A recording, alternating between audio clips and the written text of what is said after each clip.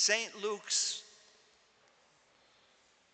choice of words is always very, very precise and very, very exact and very, very meaningful, purposeful. For example, at the beginning, the man approaches Jesus in this story and says to him, "What must I do to inherit the law?" Jesus doesn't say, "Well, what do you think? Well, what do you understand? Well, what do you know?" Jesus says, "What is written in the law, and how do you read it?" Now that's very telling, because at the time of Jesus, very few people could read.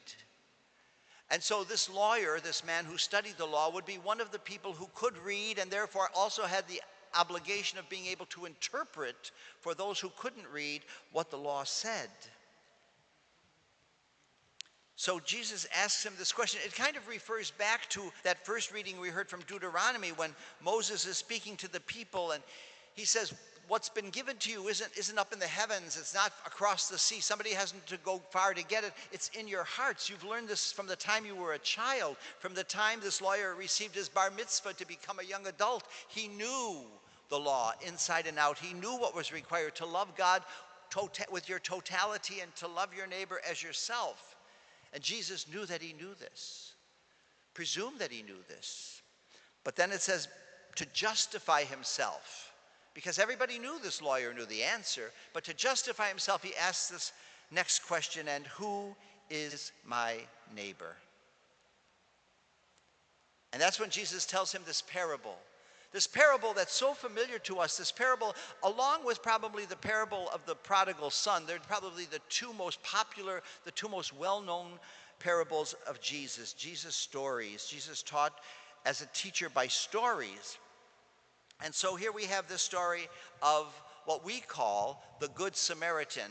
No one would have called it that in those days. So Jesus says, here's this man who's been beaten up. He's lying in a ditch, and the priest goes by and he crosses to the other side, and the Levite goes by and he crosses to the other side, because they don't know if he's alive or dead. They don't want to be contaminated by a dead body and be ritually impure, and so they avoid that at all costs. But now here comes a third person, and we can just imagine the body language of the lawyer when Jesus says, "But a Samaritan traveler came upon him." Ugh, a Samaritan traveler. Could you think of somebody more obnoxious, more hateful, somebody more to be despised than the Samaritan? Remember a couple weeks ago, the disciples were Jesus was going to Jerusalem, and they entered a Samaritan village, and it said they didn't accept him because he was on his way to Jerusalem. So it was a mutual antagonism. The Jews hated the Samaritans hated the Jews. There was no middle ground. And the disciples said, can we rain down fire and thunder and brimstone on them? And Jesus says no, and he went on to other places. So to say it was going to be a Samaritan who was going to be doing something good, well, it was impossible as far as the lawyer was concerned. In fact, when we get to the end of the story, notice this. Jesus asks him the question, "Which of these three, in your opinion, was the neighbor to the robber's victim?" And the lawyer can't even get the word out. It chokes him. He can't say the Samaritan. He can't say the Samaritan. He has to say the one who treated him with mercy. He has to make it an abstraction. He can't put flesh and blood on it. He can't say that third one was the good guy, the Samaritan whom we all hate. He can't say that. Amy Jill Levine, writing in a book called Jesus Stories, has this to say, this wonderful application of this parable for us. She says, "For a final sense of the profundity of this parable, we need only to look from ancient text to present context. The parable of the Good Samaritan is one of the few that makes almost perfect translation to today's situation." And then she goes on, "Samaria today, we know it as by various names: the West Bank, occupied Palestine, Greater Israel. So to hear this parable today, we only need to update the identity of the figures. For example, I am an Israeli Jew on my way from Jerusalem to Jericho, and I'm attacked by thieves, beaten, stripped, robbed, and left half dead in a ditch. Two people who should have stopped to help passed me by. The first, a Jewish medic from the Israeli Defense Forces. The second, a member of the Israeli-Palestine Mission Network of the Presbyterian Church, USA. But the person who takes compassion on me and shows me mercy is a Palestinian Muslim whose sympathies lies with Hamas, a political party whose character not only anticipates Israel's destruction, but also depicts Jews as subhuman demons responsible for all the world's problems. She concludes, the parable of the good Hamas member might be difficult for people in support of Israel's existence. Were Jesus a Samaritan, we today have the parable of the good Jew, almost as incomprehensible, told in the streets of Ramallah. If people in the Middle East could picture this, we might have a better vision for choosing life. Well, if any of us could picture this, could picture our enemies in a different way, we could have a better life. And who are those enemies for us? Perhaps we label them illegal immigrants, Mexicans, Muslims, transgenders. Perhaps it's the black teenager with his bravura who labels him dirty cop, or the cop with his bravura who labels the black teenager a punk. We draw those lines of demarcation and we can't see the other as a person.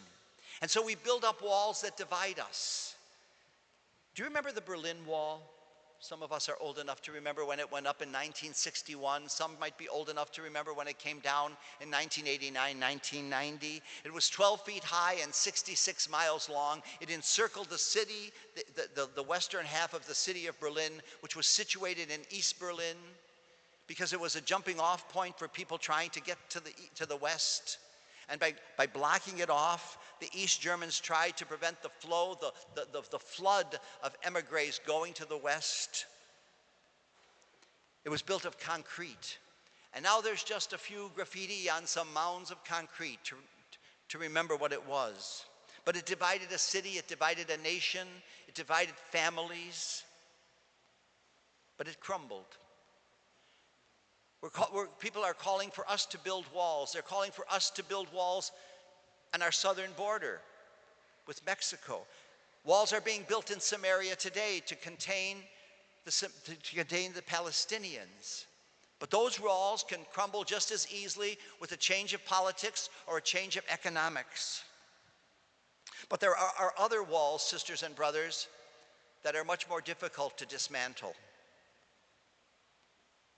Have you ever heard of an invisible fence if you have a dog? You plant it in your yard, and the first time the dog chases the mailman, zap. Huh? The second time, zap. There's no third or fourth time, huh? They learn they can't go beyond that point. It's invisible. And those are the most destructive walls, are the invisible ones. The ones that are built from anger and fear and xenophobia. The ones that are built from hatred and bias and violence and bloodshed. And where are those walls? Where are those lines, sisters and brothers? They have no longitude or latitude.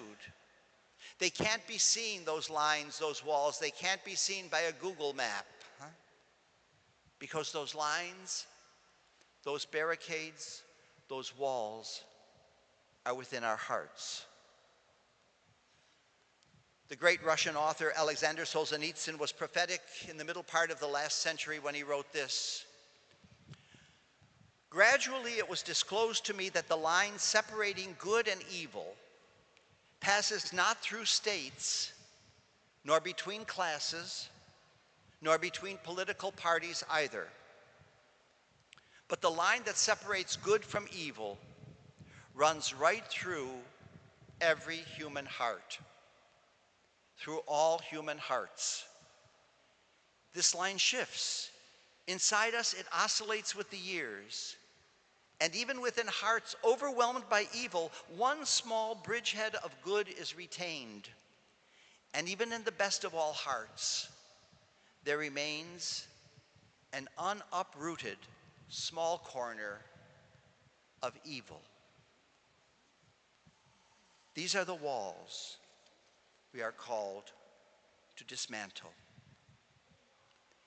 If you, like the lawyer, have the courage to ask Jesus, who is my neighbor? Be prepared for his response. Let's stand and pray.